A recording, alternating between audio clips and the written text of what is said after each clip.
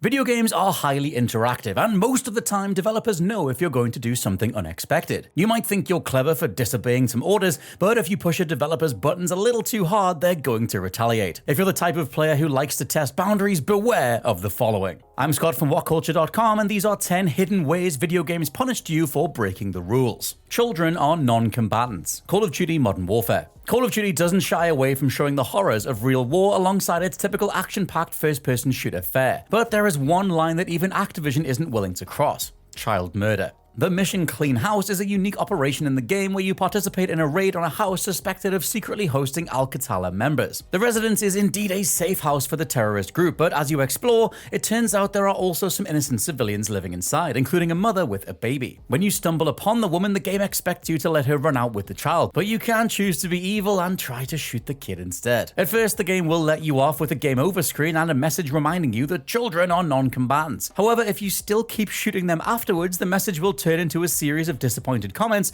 until the game finally gives up and quits the mission itself. Alien Bodyguards. Duke Nukem 3D. Duke Nukem is a pretty simple character. He hates them alien bastards, loves guns, and enjoys the company of hot babes. These three character traits, if you can call them that, remain consistent throughout his career. But that said, since you're actually in charge of his actions at all times, you can make the Duke do something that violates his code. During the iconic level at the strip club, aliens aren't the only type of NPCs you can encounter. At every corner of the level, there are also strippers dancing away like they just don't care. It seems even an interstellar invasion can't keep them from earning their paycheck, so you might choose to interfere and shoot them instead. As soon as you do though, the game will spawn an army of mutated pigs that will swarm you to punish you for defying Duke's love of women. The punishment is actually a larger hidden mechanic where the game keeps count of all the female NPCs, and if one of them goes missing, it replaces them with a beefed up enemy instead. Either way, they're just trying to get paid, don't shoot them. A gentleman never looks. Dishonored.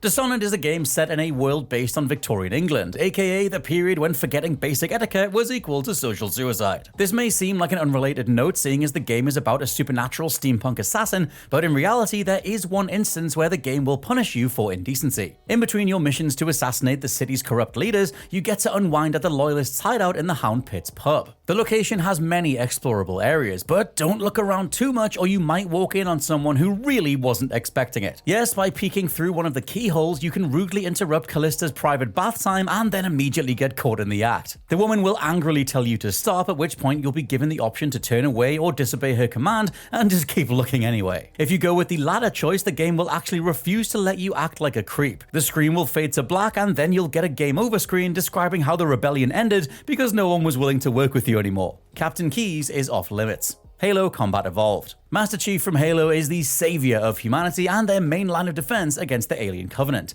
However, this doesn't mean that his fellow humans will let him get away with anything. In fact, in Halo Combat Evolved, they'll actively hunt you down if you decide to turn Master Chief into a menace. The scene where you receive your first weapon in the game takes place aboard a ship where Captain Keyes personally hands it to you as he briefs you on your objectives. As soon as the interaction ends, you're supposed to walk out of the bridge and begin your mission. But as is usually the case with gamers receiving firearms while in front of a helpless NPC, it's possible you might have a different idea. Just shooting your commanding officer right in the face. Using your freshly acquired pistol, you can kill Keyes, but this treachery doesn't go by unpunished. As soon as his body hits the floor, the ship will raise an alarm and an army of invincible Marines will descend upon you to make you suffer the same fate as their beloved captain. And while many have tried to take them on, rest assured each soldier is impossible to kill. No firing in the shop. Enter the Gungeon.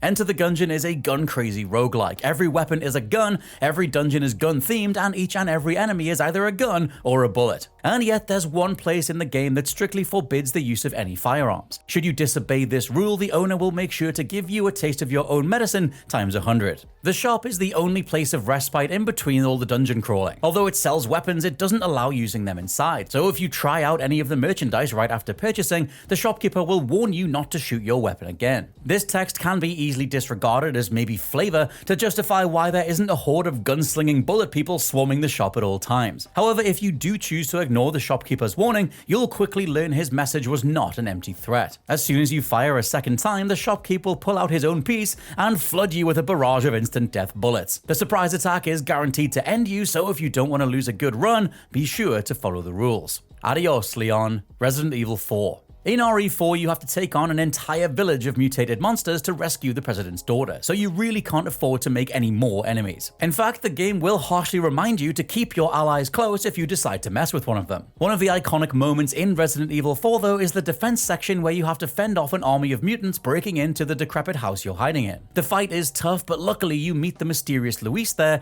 who aids you during the defense, provided you don't pee him off. Although Luis might act cool, like any other human, he's quick to lose his cool when someone is actively shooting at him. If instead of aiming at your enemies, you just keep firing at Luis, the man will eventually break and trigger a cutscene where he bids you farewell and proceeds to shoot back, killing you on the spot. Off to jail with you. America's Army 3. A series of first-person shooters made in association with the US Army in an attempt to get people to sign up. Such an official source should take its rules pretty seriously, which is why the devs put an interesting punishment in for those who break them. In the intro of the game, the player needs to complete a training course at a boot camp, consisting of obstacle courses, shooting ranges, and all the other army stuff you'd expect out of a Call of Duty clone. The section is incredibly linear, until the player gains access to their first gun. That's when the opportunity for shenanigans kicks in. Although you're instructed to shoot marked targets, you can turn around and fire a few rounds at your drill instructor instead. In the original Call of Duty, a similar act of mischief would simply prompt a game over, but America's Army 3 puts you in an interactive jail that can only be left by quitting the game. The jail scene was even used in multiplayer when it was still around, forcing people behind bars whenever they were caught shooting teammates. In peace with nature, or not at all. Assassin's Creed 3. AC3's protagonist, Connor, is the son of a British Templar and an Iroquois woman. Growing up in his mother's village, it's obvious that the young assassin would be raised following the traditions and rules of his people, one of which is to not waste the body of a hunted animal. Now, it may come off as a shock to some people, but the game actually makes this a point with a very peculiar mechanic that punishes people for rampantly killing America's critters. In most Assassin's Creed games, you get desynchronized when your character dies, fails to complete an objective, or kills too many innocent people. In Assassin's Creed 3, though, there is a secret fourth game over option that you can trigger while hunting. If you kill too many animals without skinning them for materials, the game will desynchronize, chastising you for breaking one of the core beliefs of Connor's culture. The game over is an interesting punishment that shows the devs' attention to detail, and the fact that they didn't want to treat Connor's upbringing as simple flavor. Mr. Resetti's Wrath. Animal Crossing. Animal Crossing is the OG of cozy games, a simulation of a peaceful life with cute animals. And yet, should you somehow manage to anger the game, it will punish you with something that has traumatized many a player to this day. Animal Crossing is a day-to-day experience. You boot up the game, do your chores, play with the animals, and then check in on your town the next time. To make your progress feel immersive and consistent, the game forces you to save every time you quit it, but you might feel dissatisfied with how certain things played out one day and want to redo. In this case, you can technically reset the game by turning off the console mid-session, but this will wake up Mr. Resetti. Mr. Resetti is a grumpy mole that visits the player every time the game detects it's been reset. As soon as you boot back up, he'll show up at your doorstep and lash out at you for cheating. Unlike other characters in the game, Mr. Resetti is incredibly harsh. His tone is so threatening that it led to rumors claiming the angry mole could delete your save file entirely if you reset too many times. Thankfully, that wasn't true.